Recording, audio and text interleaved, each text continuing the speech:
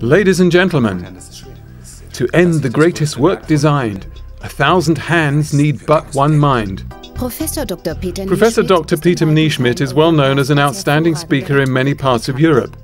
As Professor of Political Science at Munich University of Applied Sciences, he holds lectures and management seminars at many corporations.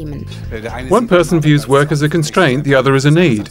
One says it's slavery, while the other says it's a means to develop. During his lecture to mark the 50th anniversary of MTM Switzerland in Wettingen on 2nd March 2007, he spoke about the value of work in a time of social change. He tackled this issue in greater detail in his interview with MTM TV. What led to the revaluation of human work in the 16th century? I tried to make things clear in my lecture. It all started in this idea of vocation. That priests were not the only people with a vocation, but that each person had one. And this promoted the revaluation of normal manual work to an enormous degree. There were no good and bad jobs for Luther, but only those that were well conducted, well carried out, handled responsibly, or poorly carried out. That's what he meant. So the quality aspect of my own work then becomes the focus of my existence.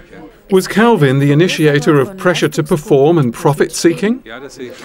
Yes, I think so. I believe that his thinking led to the typical American performance and capitalism-oriented and focused society, which is not bad in itself, but the element of social interaction is missing, which is an essential part of work. This is not something that you can simply add to work, it is an intricate part of it. That is not part of this Calvinistic capitalistic tradition. It is suppressed, if you like, or blocked off. Charity and humaneness. Do Catholics then make better managers? In certain circumstances, yes. I've seen this even in mothers. You can't overgeneralize, but Catholic tradition takes note of the human side, to put it mildly, and then takes it into consideration. Just look, we all like going to an Italian restaurant to eat. Why? Because the waiter understands social interaction, i.e., the waiter also arranges my evening in a social way. For a German waiter, I'm an imposition. But for an Italian one, I'm a challenge to provide me with a very good evening. And I'm also ready to provide a large tip in exchange for this. So the evening is successful. He looked after all the details. I didn't have to do anything. I could focus on my guests. That's great. And we don't view this as a devalued waiter's service, but as a matter of course. That's what I mean. How much social reality does a corporation need? A great deal, particularly in the services sector. But I need it for employees in production too. Something always has to be sold, from manufacturing too. But in the services sector, it's a vital ingredient. That is to say, developing as much sensitivity for the person who wants something from me. This means looking after the customer's perceptual and need structure. I need to know as much as possible about these things and then be able to switch, if circumstances dictate, if the situation is completely different from what I'd imagined. Perhaps the customer had an accident on that day. Then I won't simply serve up my concept. I need to have a bit of empathy and understanding for his situation and make a new appointment and come back tomorrow. He'll be very grateful. That's what I mean by social intelligence. Why is social interaction important in corporations? Quite simply because it's a factor. It's there. I can promote it, I can stop it, I can disparage it as gossip, but I can also cultivate it, and that is a very central management task in my eyes.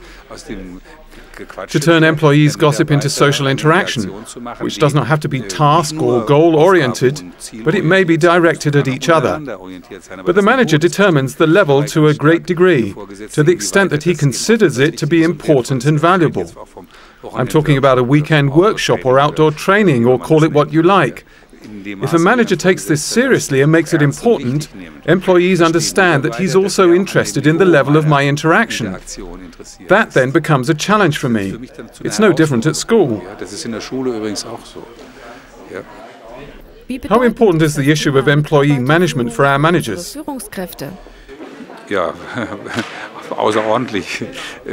Extremely. It's necessary because it plays such a minor role in our training processes. 80 to 90% of our training consists of individual performance, without any involvement in interaction.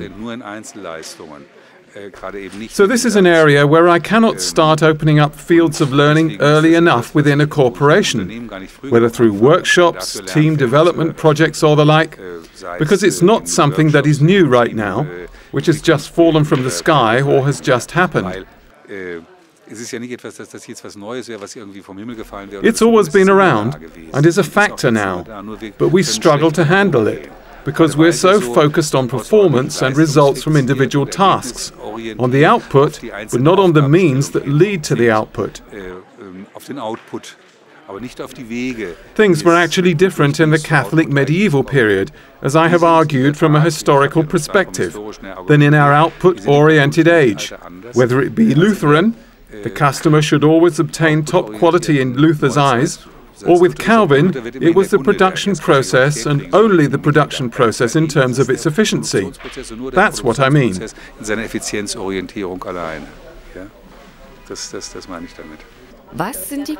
What are the key tasks of managers? To develop employees' qualifications and expertise, i.e. to see that and to accept it. That's the task that he and only he can do, and it's not easy. A colleague cannot do it. Perhaps the human resources developer or the human resources department will do a little, but in the end it's the manager's task alone. If he doesn't promote his employees to use their highest possible output potential, even in terms of their social abilities, if he does not initiate it, if he does not promote and support this process, nobody else will. The employees can usually only become good for the manager if he opens the door for them.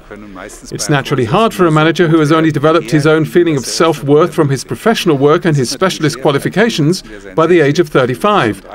If he has to suddenly develop his feeling of self-worth from the age of 35 or 38 onwards, from the fact that he alone can qualify these people and then does not do it, then nobody else will. It would be better for him to work as a consultant or specialist. They're all honorable professions and you can earn a lot of money, but for heaven's sake, don't assume any responsibility for people.